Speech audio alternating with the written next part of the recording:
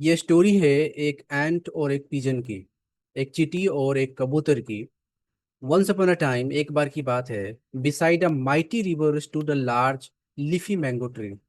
के एक बार की बात है कि अ माइटी रिवर मतलब एक बहुत बड़ा विशाल रिवर के किनारे एक पत्तेदार आम का पेड़ था। लिफी मैंगो मतलब पत्तेदार आम का पेड़ था। Many pigeons made their nests in the mango tree. बहुत सारे पिजन्स, बहुत सारे कबूतर उसी पेड़ के ऊपर अपना घोंसला बनाया था और उसी में वो रहा रहा करता था। They live there happily as their tree would give them sweet fruits to eat. They live there happily, वो लोग बहुत खुशी खुशी से वहां रहता था। As the tree would give them sweet fruits to eat, जैसा कि वो पेड़ उसे बहुत मीठा मीठा फल देता था खाने के लिए। तो वो बहुत खुशी से रहता था वो सारे कबूतर। ड्यूरिंग द समर, गर्मियों के मौसम के दौरान, मतलब गर्मी के सीजन को समर कहते हैं बेसिकली। उस दौरान the tree would be dropping with mangoes. गर्मियों में क्या होता था कि पेड़ से आम जो है लदा हुआ होता था। ड्रॉपिंग मतलब झुका हुआ, लदा हुआ किसी चीज की वजह से, बेसिकली आम फल की वजह से। आ, या तो फ्रूट से वो लदा हुआ होता था। The pigeons would give them, the pigeons would then have fished every day. जैसे वो, तो इस वजह से कि कबूतर के लिए ना हर दिन एक दावत जैसा होता था। ओके, यहाँ फिस्ट मतलब होता है दावत, राइट, भोज की तरह होता था उन लोगों के लिए। Under the same tree there was a large ant hill. उसी पेड़ के नीचे एक बहुत बड़ा एंट हिल मतलब चींटी का टीला, मतलब चींटी रहते थे, बहुत सारे चींटी रहते थे, उनका एक काइंड ऑफ पहाड़ टाइप का था चींटी का पहाड़। तो thousands of ants live in that ant hill. बहुत सारे मतलब हजारों चींटियां उस टीले में रहते थे, टीले में। ड्यूरिंग द समर्स, गर्मियों के दौरान, गर्मी के मौसम के दौरान, they too would fish on the foreign. Party चली उसी मैंगो से, जो मैंगो गिरता था पेड़ से नीचे। The life the life could not get better for them.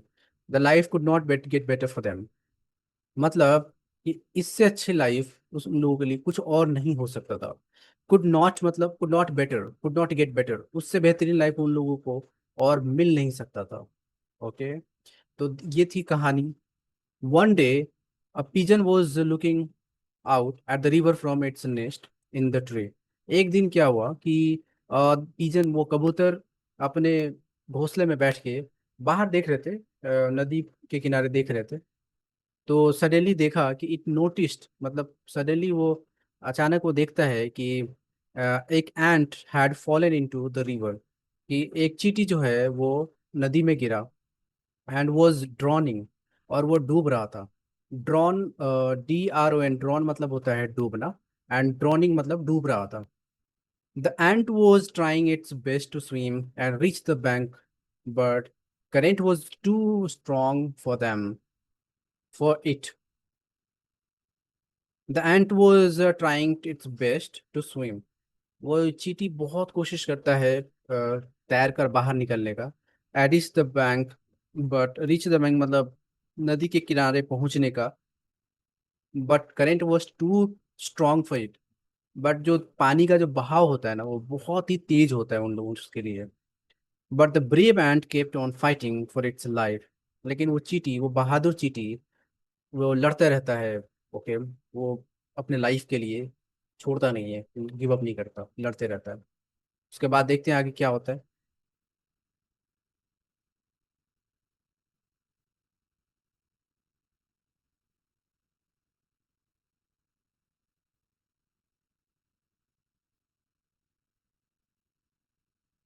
फिर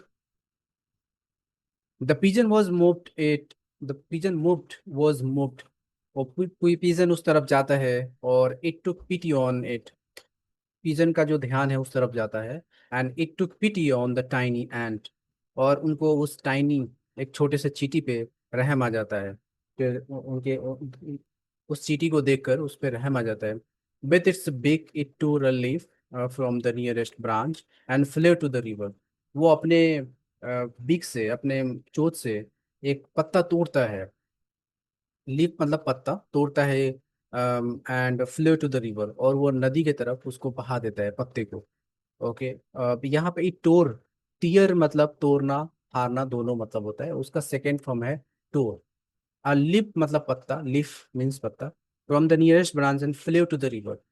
Then it threw the leaf into the river. और वो उस पत्ते को रिवर में क्या करता है, फेंक देता है। जिस तरफ से वो चींटी आ रहा होता है ना, उस तरफ फेंक देता है। The ant hurried and climbed on the leaf that was now floating.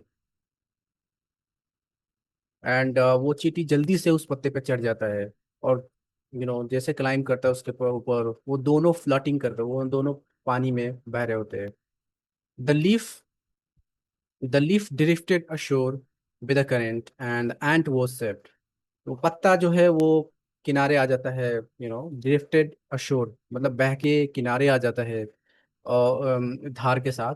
And ant was saved, और इस तरीके से वो चींटी जो है बच जाता है। The ant could never forget that the pigeon had done for him that day. और वो एंट चींटी कभी भूल नहीं पाता, जो भी कबूतर जो उनके लिए जो एहसान किया था, वो कभी भूल नहीं पाता। He began to look for an opportunity. वो अपॉर्चुनिटीज के तलाश में रहता है। ही बिगन टू लुक, वो एक अपॉर्चुनिटीज को तलाशने लगता है। बिगन टू लुक, तलाशने लगता है एक मौका को। टू रिटर्न द फेवर, जो उन्होंने जो उसकी जान बचाई थी, उसके बदले वो चाहता है कि मैं इनको कुछ ना कुछ लौटाऊं।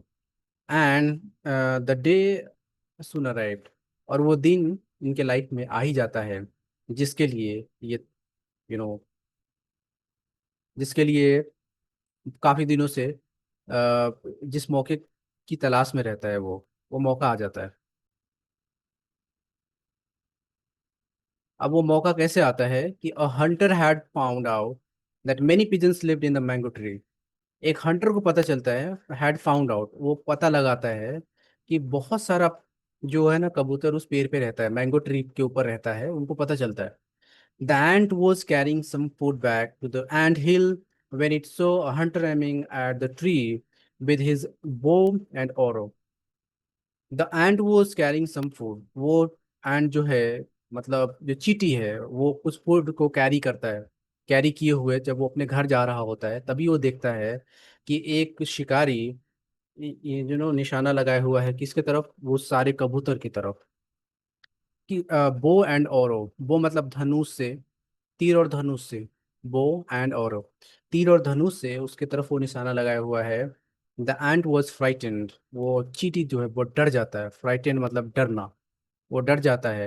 And it turn towards the tree and so that the hunter was aiming at the pigeon which had saved his life.